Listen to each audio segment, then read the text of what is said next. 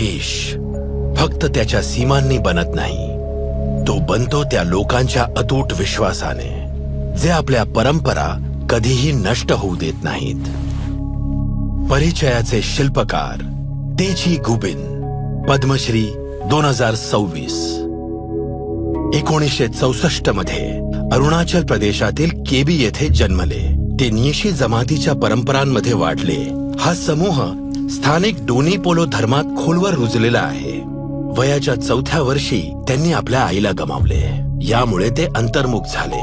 त्यांना चित्रकला आवडत असे आणि ते स्वतःच्या जगात रमून जात असत. चित्रकलेने जगाबद्दलची त्यांची समज अधिक समृद्ध केली. त्यांचा प्रवास त्यांना त्यांच्या गावापासून दूर घेऊन गेला. त्यांनी देशाच्या दुसऱ्या टोकाला असलेल्या नामांकित चंदीगड कॉलेज ऑफ आर्किटेक्चर मध्ये वास्तुकलेचे शिक्षण घेतले आणि 1988 मध्ये पदवी प्राप्त केली. तेची गुबिन यांनी अरुणाचल प्रदेशच्या सार्वजनिक बांधकाम विभागात काम केले आणि नंतर ते राज्याचे मुख्य वास्तु विशारद झाले. अनेक दशके त्यांनी अरुणाचलच्या विकासात योगदान दिले आणि गृहनिर्माण रचना, शहरी नियोजन तसेच सार्वजनिक पायाभूत सुविधांचे बांधकाम आणि मार्गदर्शन या क्षेत्रात ते सक्रिय होते. पण त्यांच्या लक्षात आले की केवळ वास्तुकला पुरेशी नाही, कारण त्यांच्यासाठी सर्वात महत्वाच्या असलेल्या वास्तू अदृश्य होत्या. त्या त्यांच्या लोकांचा सांस्कृतिक पाया होत्या. 3 एप्रिल 1999 रोजी एक प्रचंड जनआंदोलन झालं की आपली संस्कृती हरवतीये, आस्था हरवतीये,